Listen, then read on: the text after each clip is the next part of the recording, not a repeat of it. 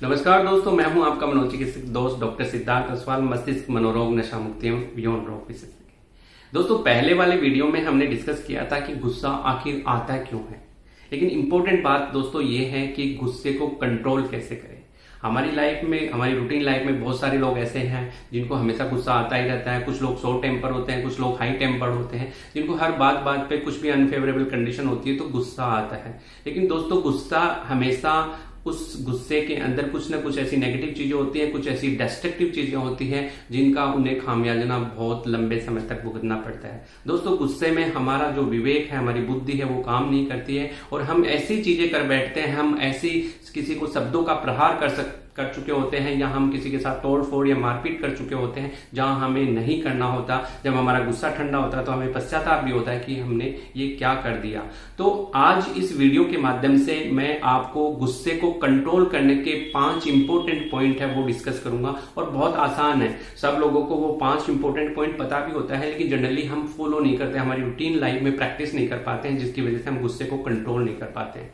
दोस्तों, गुस्सा पिछले वाले वीडियो में हमने डिस्कस किया था कि गुस्सा इमोशंस के प्रोपोर्शन में होता है। जिनका जितना लेवल, इमोशनल लेवल हाई होता है, उनको उतना ही ज्यादा गुस्सा आता है। और इमोशंस कैसे बनते हैं दोस्तों? इमोशन हमारी लाइफ में जब भी कोई इवेंट, इंसिडेंट या कोई घटना होती है तो ब्रेन उसका एनालिसिस करके थॉट बनाता है और थॉट से हमारे इमोशंस बनते हैं। और वो जो थॉट बनता है वो हमारे पास्ट एक्सपीरियंस और हमारे परसेप्शन से बनता है। तो परसेप्शन यानी हमारा देखने का नजरिया, यानी कि दृष्टिकोण।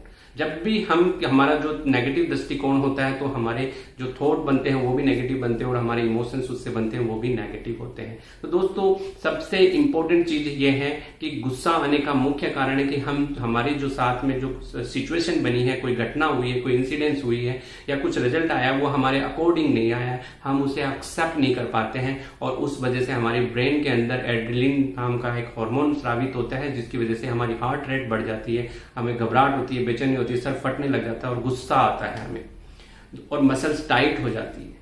दोस्तों, आज जो सबसे इंपॉर्टेंट बात यह है कि हम इन 5 पॉइंट को फॉलो कर लेते हैं तो हम गुस्से को कहीं ना कहीं हमारी लाइफ के अंदर कंट्रोल कर पाएंगे और हमारी जो चीजें गुस्से के अंदर होती है वो नहीं होगी, हमारे रिलेशन बेहतर होंगे।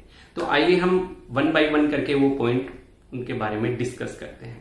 दोस्तों, उन 5 पॉइंट को डिस्कस करने से पहले एक चीज और मैं आपके साथ शेयर करना चाहता हूं कि हमारी लाइफ के अंदर, हमारी बॉडी के अंदर जो गुस्सा है वो भी एक एनर्जी का फॉर्म होता है और एक एनर्जी के फॉर्म को हम दूसरी एनर्जी के फॉर्म में कन्वर्ट कर सकते हैं। ये पूरी साइंटिफिक मैकेनिज्म है। गुस्सा जब हमारे अंदर आता है तो हमारी जो नेगेटिव एनर्जी है बहुत हाई लेवल पे होती है, हमारे इमोशंस है वो बहुत हाई लेवल पे होते हैं, तो हमें उनको कन्वर्ट करना है। हम उस एनर्जी को खत्म नहीं कर सकते, हमें उनको कन्वर्ट करना होगा। तो पहला इंपॉर्टेंट पॉइंट है काउंट डाउन 30 to 1। दोस्तों, ये फर्स्ट इंपॉर्टेंट पॉइंट है। जब भी आपकी कोई ऐसी सिचुएशन हो, जब आपको कोई ऑफिस में हो, आप स्कूल में हो या कहीं पे भी हो, आपको बहुत ज्यादा गुस्सा आ रहा है तो आप 30 to 1 उल्टी गिनती शुरू कर दें। दोस्तों, मन ही मन के अंदर जब आप इस उल्टी गिनती को शुरू करेंगे, 30 to 1 तक आएंगे, तो आपकी जो नेगेटिव एनर्जी है वो इस एनर्जी में चैनलाइज हो जाएगी और आपका जो इमोशनल जो लेवल है, वो गुस्सा है, वो धीरे धीरे डाउन होने लग जाएगा। दोस्तों, ये जो टेक्निक है वो इंस्टेंट टेक्निक है, इसको रूटीन में, प्रैक्टिस में लाना चाहिए और जब भी आपको गुस्सा आए तो इसको अप्लाई करना चाहिए। दोस्तों, दूसरे पॉइंट के बारे में अपन जब बात करते हैं तो दूसरा पॉइंट है, जब भी आपको गुस्सा आ रहा है तो आप डीप ब्रीदिंग ले। 3 to 5 मिनट्स के लिए आप बहुत लंबी लंबी सांसें ले, छोड़े, लंबी सांस ले और फिर छोड़े। दोस्तों, इस जो लंबी सांस जो लेने की प्रक्रिया है उससे हमारे बॉडी में, हमारे ब्रेन के अंदर ऑक्सीजनेशन होता है। प्रॉपर ऑक्सीजनेशन की वजह से हमारा जो ब्लड प्रेशर है जो हाई लेवल पे था वो डाउन हो जाता है और उससे हमारा गुस्सा धीरे धीरे ठंडा हो जाता है। तो दोस्तों, ये जो दूसरा पॉइंट था, इसको हमारी रूटीन लाइफ के अंदर लेके आना होता है और इसको फॉलो करना होता है। तीसरे पॉइंट के बारे में बात करते हैं। दोस्तों, जब भी आपको बहुत गुस्सा आ रहा है, बहुत ऐसी सिचुएशन है कि आप वहां रुके तो कुछ गलत बोल देंगे या कुछ तोड़ फोड़ कर देंगे, तो आप बेहतर है कि आप वहां से निकल जाएं और आप कहीं ऐसी नेचर की अच्छी जगह पे जाके वॉक करिए।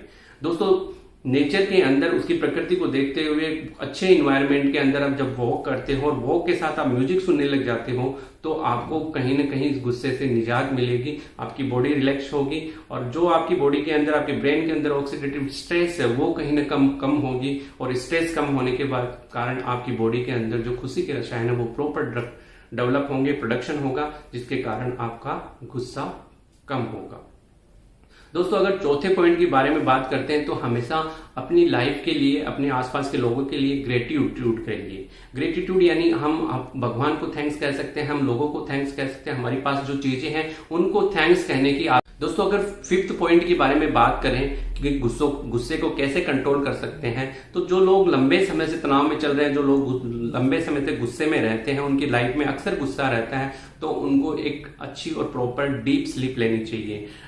डीप स्लीप से हमारी बॉडी रिलैक्स होती है और बॉडी के अंदर प्रॉपर ऑक्सीजनेशन होता है। तो दोस्तों ये जो 5 पॉइंट है, ये 5 पॉइंट बहुत इंपॉर्टेंट पॉइंट है। इन सब पॉइंट्स को अपन 1 बाय 1 करके अपनी लाइफ में उतार लेते हैं, रूटीन प्रैक्टिस में लेके आते हैं और गुस्से के टाइम अप्लाई करते हैं, तो हम कहीं ना कहीं गुस्से से निजात पा लेते हैं। और उसकी वजह से हमें जो चीजें, हम जो गुस्से के अंदर नुकसान कर लेते हैं, किसी को गलत शब्दों का प्रयोग करके, किसी पे हाथ उठा के हमारे रिश्तों को खराब कर लेते हैं, वो कहीं ना कहीं कम हो जाएगा और हमारा गुस्सा है वो कहीं ना कहीं कम होगा। तो दोस्तों जय हिंद, जय भारत।